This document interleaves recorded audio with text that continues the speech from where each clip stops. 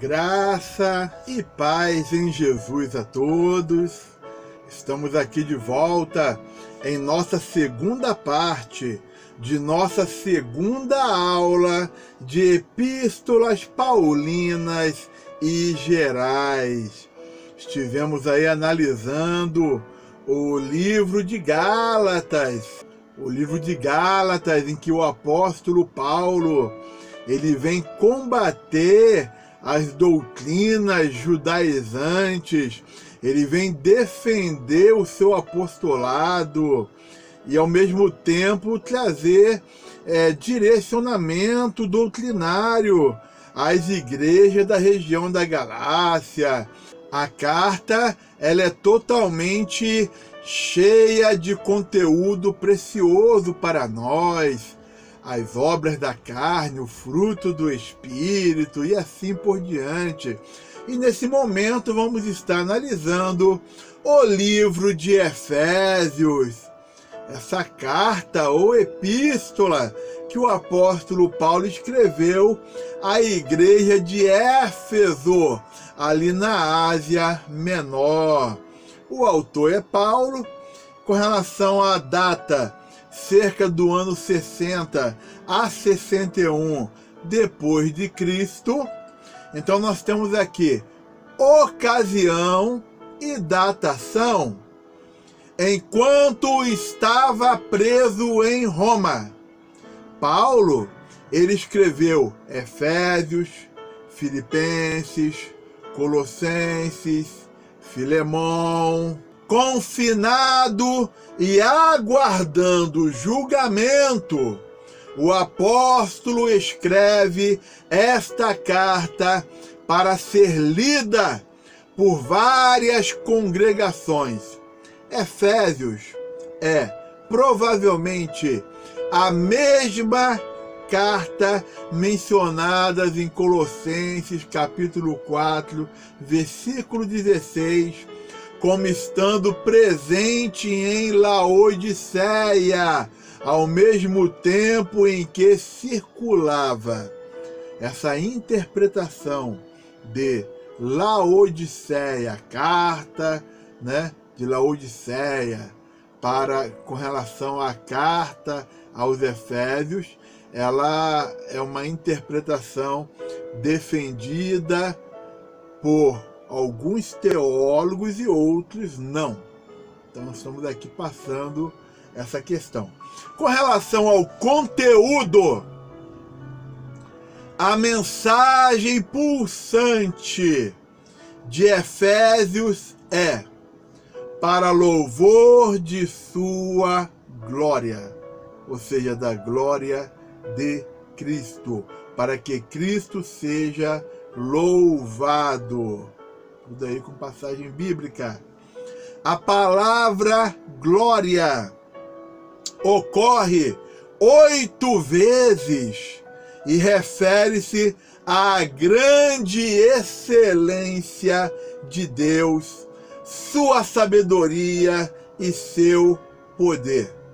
O objetivo magnífico está na publicação do compromisso de Jesus de construir uma igreja gloriosa, madura e de um ministério sem mácula nem ruga. A igreja de Cristo, uma igreja gloriosa, amadurecida e um ministério sem mácula, sem ruga, sem mancha. Efésios revela o processo pelo qual Deus está trazendo a igreja para seu objetivo destinado em Cristo Jesus. Os passos básicos de amadurecimento são dados na direção do compromisso da igreja de lutar contra os poderes do mal. Antes da igreja ir para a guerra, ela deve andar. Antes de andar, a igreja aprende onde ela está. A carta divide-se em duas seções. A primeira seção, a oposição do crente, capítulos 1 ao capítulo 3. E a segunda seção, a prática do crente, capítulos 4 ao capítulo 6. E eu trouxe aqui para os irmãos um esboço detalhado dessa carta do apóstolo Paulo aos Efésios. Está analisando aqui um esboço, né, para iniciar a saudação de abertura, capítulo 1, versículo 1 ao versículo 2. E temos o primeiro ponto nesse esboço: a posição do crente em Cristo. Capítulo 1, versículo 3 ao versículo 14. E dentro desse primeiro ponto, a posição do crente em Cristo, nós temos bênçãos de total redenção. E temos também a parceria no propósito de Deus. O segundo ponto desse nosso esboço é a oração do apóstolo por discernimento. É interessante que dentro dessa epístola, dessa carta aos Efésios, o apóstolo Paulo algumas vezes vai estar orando, vai estar falando: por isso me ponho de joelhos, a minha oração é essa, e assim vai. Leiam a palavra de Deus. A oração do apóstolo Paulo por discernimento, capítulo 1, versículo 15 ao versículo 23. Dentro desse nosso segundo ponto, nós temos para corações que vêm com esperança, para a experiência que compartilha da vitória de Cristo, e a igreja, o corpo de Cristo. Tudo aí com passagem bíblica. Não deixe de analisar a palavra de Deus. O nosso terceiro ponto dentro desse esboço: o passado, presente e futuro do crente. Capítulo 2, versículo 1 ao versículo 22. A ordem passada dos mortos que vivem, a nova ordem da vida amorosa de Deus. Analisem as passagens bíblicas, leiam. A antiga separação e falta de esperança, a nova união e paz atual. A igreja, edifício de Cristo. O nosso quarto ponto aqui dentro desse esboço é o ministério e mensagem do apóstolo. Capítulo 3, versículo 1 ao versículo 13. O ministério concedido a Paulo, o ministério que é dado a cada crente. É o que está dentro desse nosso quarto ponto. O quinto ponto: a oração de poder do apóstolo. Dentro dessa oração do poder, ele ora por força através do Espírito Santo, por fé e amor, através da habitação de Cristo. A igreja e glória de Deus. Tudo aí com passagem bíblica. Nós temos o 6º ponto neste nosso esboço.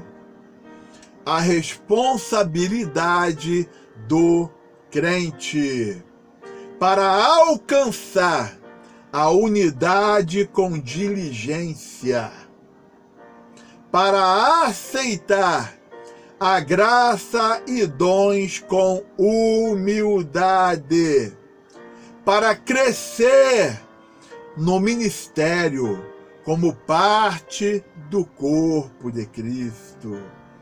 Nosso 7º ponto dentro desse esboço: o chamado do crente para a pureza. Vai aqui do capítulo 4, versículo 17, até o capítulo 5, versículo 14. Dentro desse nosso 7º ponto, nós temos: ao recusar a falta de inclinação mundana, ao tirar o velho e colocar o novo, ao brilhar como filhos da luz. O 8º ponto: a vocação do crente para a vida cheia do Espírito Santo. Dentro desse nosso 8º ponto: buscar a vontade e sabedoria de Deus. Tudo aí com as passagens bíblicas. Leia, analise. Manter a plenitude do Espírito através de louvor e humildade. Conduzir todos os relacionamentos de acordo com a ordem de Deus. E temos o nosso 9º ponto: a vocação do crente para a batalha espiritual. Está no capítulo 6, versículo 10 ao versículo 20. A realidade da batalha invisível. A armadura para o guerreiro. A ação envolvida na batalha.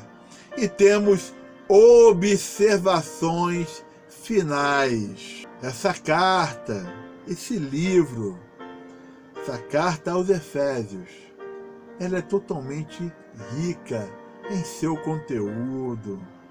Fala sobre os dons ministeriais, a armadura de Cristo na vida do crente.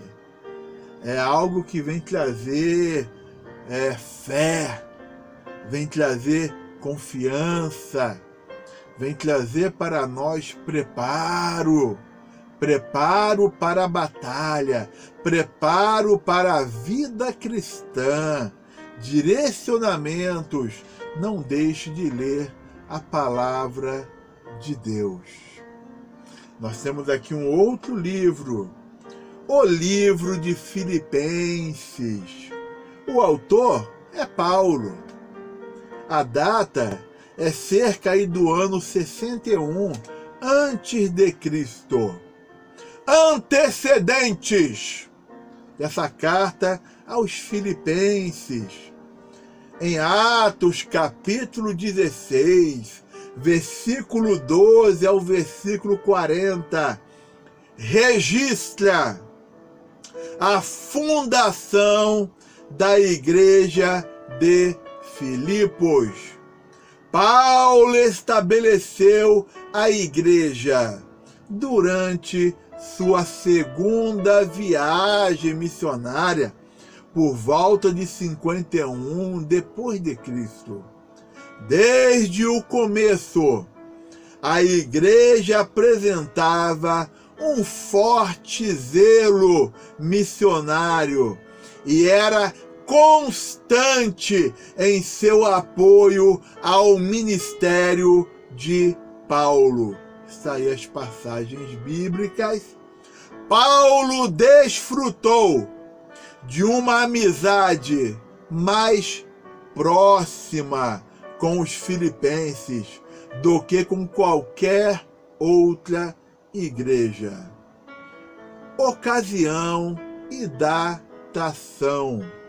É mais provável que Paulo tenha escrito esta carta durante sua prisão romana, por volta lá de 61 depois de Cristo, para agradecê-los pela contribuição que tinha recebido deles. Ele, Paulo, também elogiou calorosamente o irmão Epafrodito, que tinha trazido a doação de Filipos e quem Paulo estava enviando de volta. Então, o portador agora da carta, o irmão Epafrodito. Bem, com relação a essa carta aos filipenses, nós ainda temos o conteúdo a analisar, o esboço de Filipenses. Vamos fazer o seguinte, vamos dar uma pausa nesse vídeo aqui e vamos dar continuidade. O Senhor abençoe a todos, graça e paz em Jesus. Amém.